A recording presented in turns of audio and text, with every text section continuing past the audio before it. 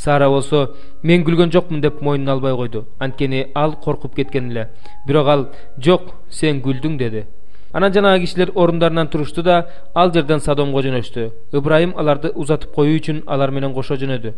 Ошондо Теңир мындай деди: мен кыла турган ишимди Ыбрайымдан жашырмак белем.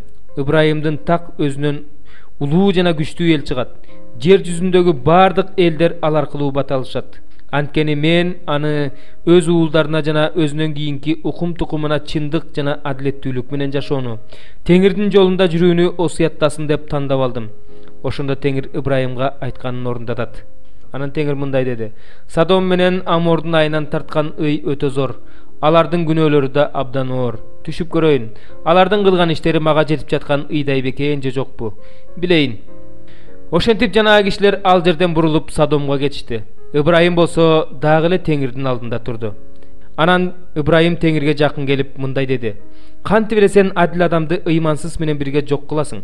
Балким бул шаарда 50 адил адам бардыр. Кантип эле сен ал жердеги 50 адил адам үчүн аларды кечирим кылбай жок кыласың? Ыймансызга эмне болсо адилге да ошол болсун деп, ыймансызды адил менен бирге жок кылып коюу сага мүмкүн эмес. Сенде мындай болушу мүмкүн эмес. Бүткүл жер жүзүнүн соту туура эмес сот жүргүзмөк беле? Ошондо Теңир мындай деди: эгерде мен Содом шаарынан 50 адил адам тапсам, анда мен алар үчүн бул жерге ырайым кылам. Ыбрайым: мен топурак жана гүл болсом да эгедериме сүйлөгөнгө батындым. Эгерде 50 адилге 5 жетпей калса, жетпеген 5 адам үчүн сен бүтүндөй шаарды кыйратасыңбы деп сурады. Теңир ага: эгерде андан 45ти тапсам кыйратпайм деп жооп берди.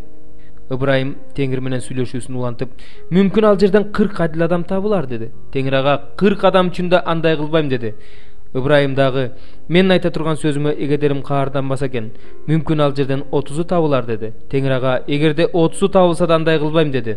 Ыбрайым дагы: мен эгедериме сүйлөгөнгө батындым. Мүмкүн ал жерден 20 табылар деди. Теңир ага: 20 үчүн да андай кылбайм деди.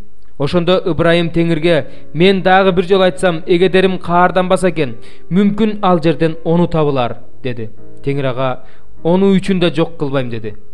Ошондо Теңир Ыбрайым менен сүйлөшүүсүн токтотуп, анын жанынан кетти.